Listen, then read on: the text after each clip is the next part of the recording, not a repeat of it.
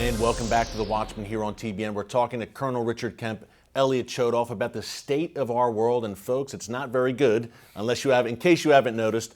And one place where there's a lot of turmoil continuing, Colonel Kemp, is in Gaza with Hamas. You have spoken eloquently over the years about how Israel has been a humane fighting force in its campaigns against Hamas terror in Gaza. You've spoken at the UN in support of the Israel Defense Forces. Talk a bit more about that, number one, and talk, number two, about how the Western reaction to Israel's terror war against Hamas, anti-terror war, I should say, actually helps Hamas. Well, Israel is frequently criticized for carrying out war crimes, carrying out crimes against humanity, for killing civilians in Gaza during recent conflicts in Gaza, most recently in 2014. It's not just that criticism, which comes from governments around the world, UN groups, human rights groups and media. It's not just that criticism is wrong, it is 100% wrong. It is a direct diametric opposite of the truth. The reality is that the IDF takes far greater steps than any other army has ever done and could ever do in order to prevent the deaths of innocent civilians on the battlefield. And that's not just me saying that. I was with a group of 14 generals from a number of different countries around the world who investigated the recent conflicts and came to the same conclusion. General Dempsey, the former chairman of the Joint Chiefs of Staff over here, said the same thing. So this is the reality. This is what military people think of it, as opposed to those people who have an anti-Israel agenda. There is no army in the world that looks after the civilian population of their enemy better than Israel does. And it's incredibly difficult for them to do so, for the simple reason that their enemy, Hamas and other terrorist groups, deliberately use those civilians to hide behind. They use them as human shields. They want Israel to kill them. They want them to kill them so that they can bring international pressure on Israel. No regard for human life. None at all, not even their own people. And the reality is that our leaders here in the United States, in the United Kingdom, elsewhere in Europe, play into their hands, because we condemn Israel all the time, frequently, openly condemn Israel for killing innocent civilians in Gaza. The reality is those that they do kill, they cannot avoid killing. Otherwise, they will simply have to surrender to Hamas.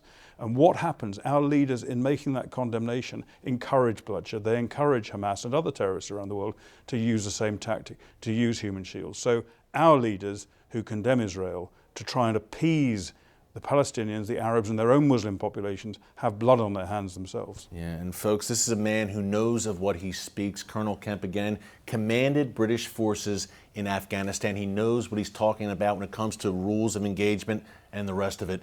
Elliot? If I could just interject. Yeah, sure. They don't only use them as human shields, they actually use them as human sacrifice. A human shield would imply that you're given the option to choose. In many cases, they place civilians into the target area without our knowing it, in order specifically for them to be killed. Diabolical. Sacrificial. Sacrificial. Talk about Iran's continued destructive role in the region and their ultimate ambitions, and how the West seems to be, in some ways, helping them get there, whether it intends to or not. Iran is a rising imperial power. Yes, a Shiite regime, yes, an Islamic regime, yes, a jihadi regime, but I think most importantly from our political strategic perspective, an imperial fascist regime. In other words, the fact that they have other ideologies, I don't discount it. But I think that in looking at Iran, we have to understand that we're seeing a state that is trying to gain global power. They're not just trying to expand their borders a little bit into Syria and a little bit into Iraq. They're thinking Europe, which is why they have ballistic missiles that can reach Europe.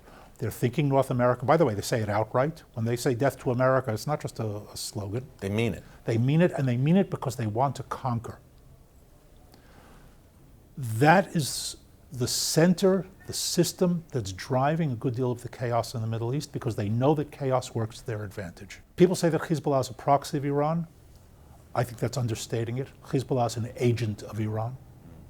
It's much more direct. Yeah. They arm them, they train them, they organize them, they command them in many ways. Reports have come out recently about the leadership of Hezbollah, all of the leadership from the beginning, have had close personal ties with the elites of the Iranian regime. In other words, this is not just selecting some people at random. It's a much tighter connection than that. Elliot, I hate to cut you off. We have to leave it there and head to the break. Real quick before we go, we hear so much about the ISIS threat, and rightfully so. Iran, greater threat in the big scheme? Absolutely, without a doubt. People at home, listen, don't forget about that Iranian regime and its global ambitions, including us, the great Satan. Coming up, some final thoughts with Colonel Richard Kemp, Elliot Chodoff after the break. It's The Watchman, it's Christians United for Israel, only right here on TBN. Stick around.